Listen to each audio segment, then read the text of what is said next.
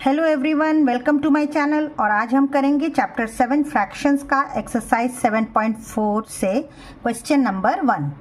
तो चलिए शुरू करते हैं।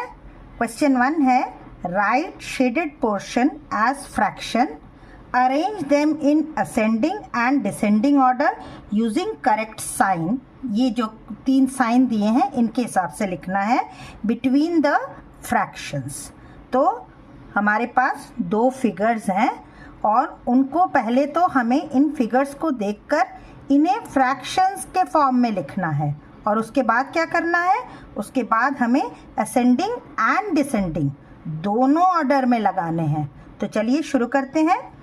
तो फर्स्ट फिगर आप देखिए स्टूडेंट्स, आपकी बुक में होगा।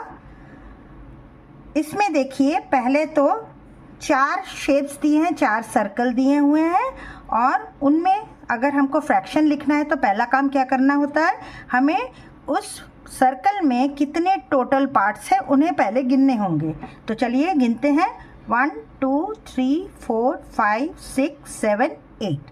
तो मतलब इस सर्कल के 8 पार्ट्स हैं, सबके देखिए स्टूडेंट्स, सबके ही 8 पार्ट्स हैं।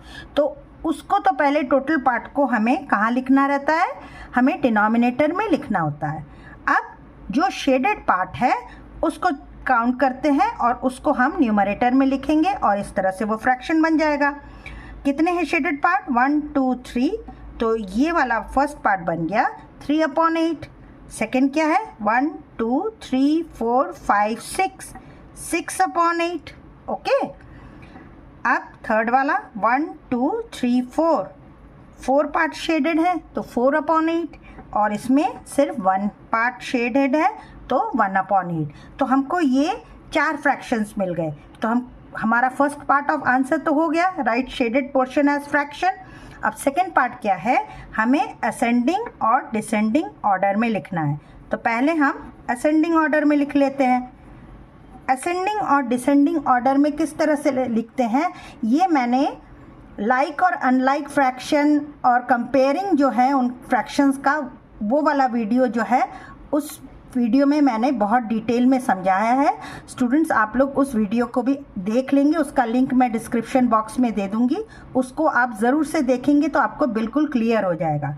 फिर से मैं एक बार बता देती हूँ, उसमें मैंने क्या बताया है कि अगर तो फ्रैक्शंस लाइक हैं तो उसको असेंडिंग या डिसेंडिंग ऑर्डर में करने का बहुत इजी तरीका क्या है, आप सिर्फ न्यूमरेटर्स को देखिए। न्यूमरेटर जो छोटा होगा वही फ्रैक्शन छोटा होगा।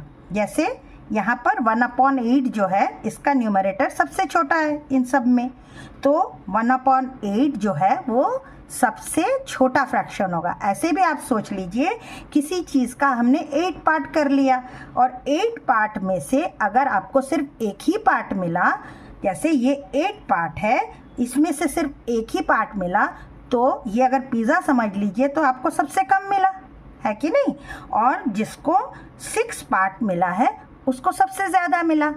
तो लाइक फ्रैक्शन में अगर न्यूमरेटर जो छोटा होगा वही हमारा फ्रैक्शन छोटा होता है। तो इसको हम असेंडिंग ऑर्डर में कैसे लिखेंगे, असेंडिंग का मतलब होता है छोटे से बड़ा।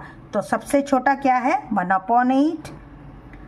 नेक्स्ट क्या है, 3/8। उसके बाद वाला फ्रैक्शन क्या होगा, 4/8 एंड लास्ट वाला है 6/8। यहाँ पर आंसर ख़त्म हुआ है नहीं, क्योंकि क्या कह रहे हैं, यूजिंग करेक्ट साइन। हमने कोई साइन ही नहीं लगाया है। साइन क्या लगना चाहिए, असेंडिंग है मतलब ये सबसे छोटा है तो ये वाला होगा पहला साइन, जहाँ पर ये बंद होता है वही सबसे छोटा हुआ। 3/8 1/8 से बड़ा है। अब 3/8 जो है 4/8 से छोटा है। अब 4/8 6/8 से छोटा है।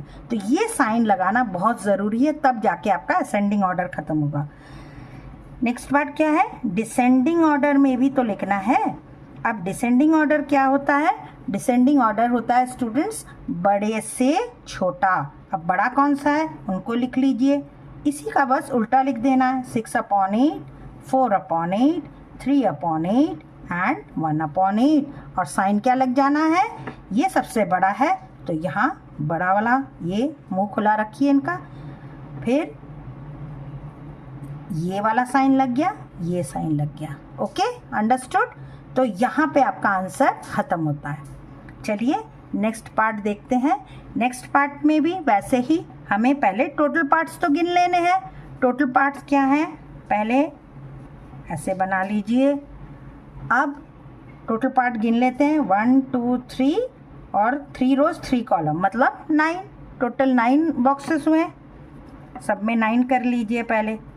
अब शेडेड पार्ट क्या है, शेडेड पार्ट कितना है, इसमें दिख ही रहा है, एक ही पार्ट छोटा है, मतलब ये 8/9 है कि नहीं। और इसमें 1 2 3 4 शेडेड पार्ट है, 4/9 हो गया। ये वाला फ्रैक्शन ये है 3/9 और ये वाला फ्रैक्शन ये है 6/9। तो अब अगेन इसको असेंडिंग ऑर्डर में कर लेते हैं पहले। असेंडिंग ऑर्डर मतलब क्या हुआ, ये ए का आंसर दे रही हूँ और ये बी का है। असेंडिंग ऑर्डर है छोटे से बड़ा। अब इसमें सबसे छोटा फ्रैक्शन कौन सा है स्टूडेंट्स, आप देखिए, जिसका न्यूमरेटर सबसे छोटा है वही तो सबसे छोटा वाला फ्रैक्शन हुआ ना। तो 3/9, इसके बाद है 4/9, इसके बाद है 6/9 and then last one 8/9। Okay, अब इसी चीज़ को डिसेंडिंग ऑर्डर में कर देंगे।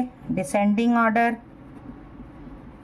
क्या करना है, कुछ नहीं, बस इसी को उल्टा लिख देना है। 8/9, 6/9, 4/9 एंड 3/9।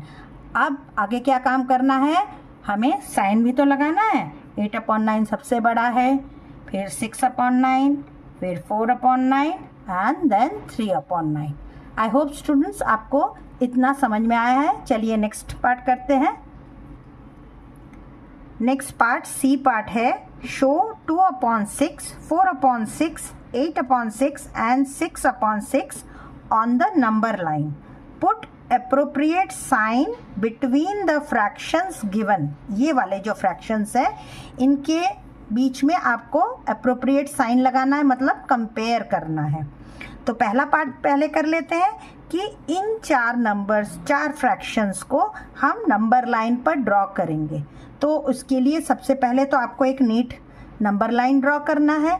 और जैसा कि मैंने इंट्रोडक्शन, फ्रैक्शन का जो इंट्रोडक्शन वाला वीडियो है उसमें मैंने नंबर लाइन किस तरह से ड्रॉ करते हैं वो बताया था, उसका भी मैं लिंक दे दूंगी डिस्क्रिप्शन बॉक्स में। स्टूडेंट्स उनको जाके ज़रूर से आपको एक बार देख लेना है। फिर से मैं बता देती हूँ कि जब भी हमको नंबर लाइन में ड्रॉ करना होगा तो सबसे पहली चीज़ क्या करना है, पहले हमें देखना है ये प्रॉपर फ्रैक्शन है कि इम्प्रॉपर फ्रैक्शन है। अब आप देखिए ज़रा, 2/6 है, 4/6 है, 8/6 है और 6/6 है। ओके, अब 6/6 तो हमको समझ में आ रहा है ये 1 होता है। 6/6 मतलब 6/6 इज एक्चुअली 1, इतना तो हमको समझ में आ गया। अब इनमें प्रॉपर फ्रैक्शन कौन सा है, प्रॉपर फ्रैक्शन का क्या बताया था, जिसमें numerator is less than denominator. जहाँ न्यूमरेटर डिनोमिनेटर से छोटा होता है वो प्रॉपर फ्रैक्शन होते हैं। तो प्रॉपर कौन कौन से हुए इसमें, इनमें ये और ये तो प्रॉपर फ्रैक्शन हुआ, पीएफ लिख देती हूँ मैं। ओके, और 8/6 जो है वो इम्प्रॉपर फ्रैक्शन हुआ। क्यों, क्योंकि इसमें आप देखिए न्यूमरेटर बड़ा है और डिनोमिनेटर छोटा।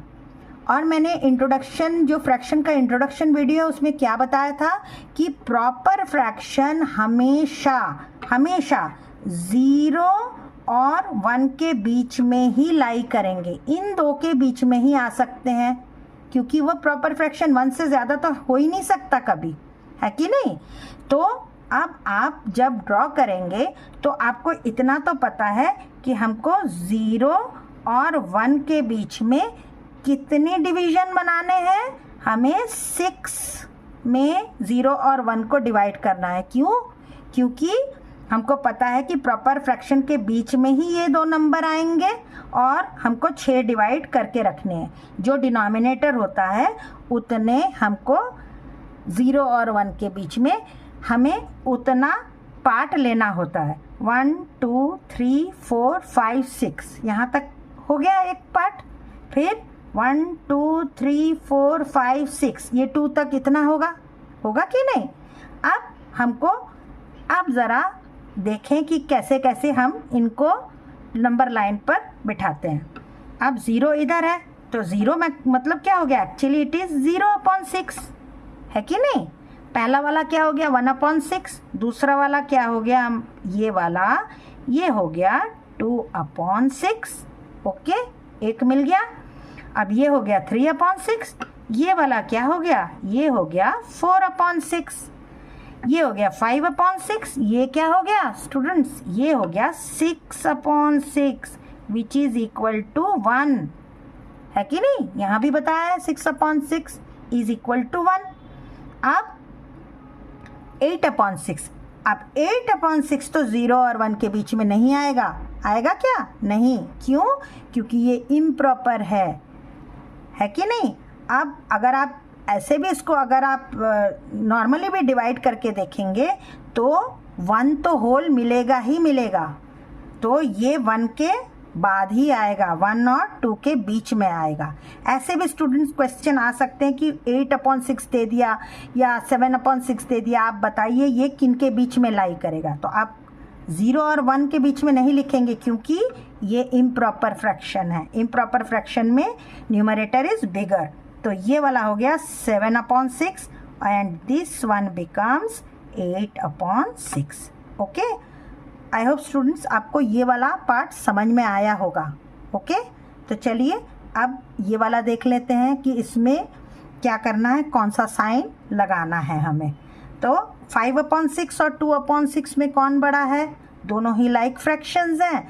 और मैंने क्या बताया है कि लाइक फ्रैक्शंस में कुछ नहीं सोचना, क्या है जो न्यूमरेटर बड़ा है वही नंबर बड़ा है, तो ये हो गया बिगर। ओके, 3/6 और 0। अब स्टूडेंट्स आप लोग कंफ्यूज मत होइए, इसको आप पहले लाइक बना लिए। अगर आपको समझ में नहीं आ रहा है तो इसको मेक इट 0/6। अब तो समझ में आ रहा होगा कौन बड़ा है, 3/6 बड़ा है, 0/6 तो छोटा ही हुआ ना। ऊपर का सिर्फ न्यूमरेटर का नंबर देखेंगे तो 3 बड़ा है। ओके, नेक्स्ट 1/6 या 6/6 कौन बड़ा है, ऑफ कोर्स 6/6 बड़ा है। ओके, तो आई होप स्टूडेंट्स आपको ये क्वेश्चन 1 अच्छे से समझ में आ गया होगा। अगर कुछ नहीं समझ में आ रहा है तो आप कमेंट सेक्शन में मुझसे पूछिए, और अगर आपने मेरा चैनल सब्सक्राइब नहीं किया है तो मेरे चैनल को सब्सक्राइब कीजिए, लाइक कीजिए, शेयर कीजिए, और नेक्स्ट क्वेश्चन के लिए देखते रहिए मेरा चैनल। तब तक के लिए गुड बाय स्टूडेंट्स।